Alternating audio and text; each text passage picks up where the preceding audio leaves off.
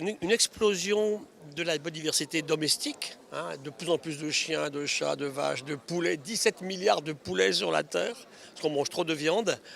Et puis le vivant sauvage s'en va. Il nous reste 7% des guépards, 8% des lions, 8% des tigres, la moitié des éléphants en 40 ans, la moitié des girafes. La question c'est pourquoi?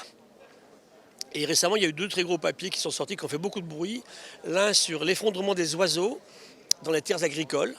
C'est à peu près de l'ordre de 30% en 15 ans. Et les insectes qui volent, 75% en 27 ans.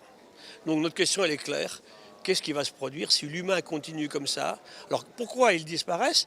On détruit les écosystèmes, on les pollue partout, on dissémine tout partout, on les surexploite et le climat change. Donc voilà, le débat est lancé. Et ce qui est embêtant pour nous écologues, c'est que les gens ont beaucoup plus peur du changement climatique que du vivant qui s'en va en fait, hein.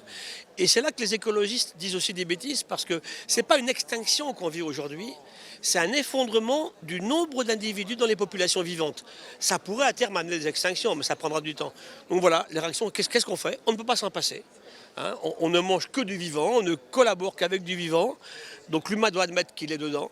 Et si on admet qu'on est dans ce vivant, chaque fois qu'on va l'agresser, on s'auto-agresse. Ça c'est un peu stupide pour une espèce qui s'est appelée Sapiens. Je vois le monde de l'entreprise qui commence à s'intéresser. Ils savent que demain, leur business ne marchera plus si tout le vivant s'en va. Encore une fois, on ne mange que du vivant.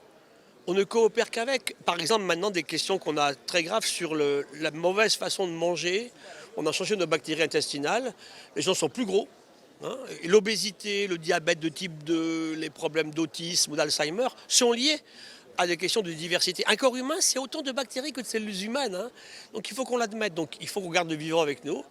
Puis si demain, le seul gros animal qui reste, c'est la vache, bah franchement, on sera bien triste, hein.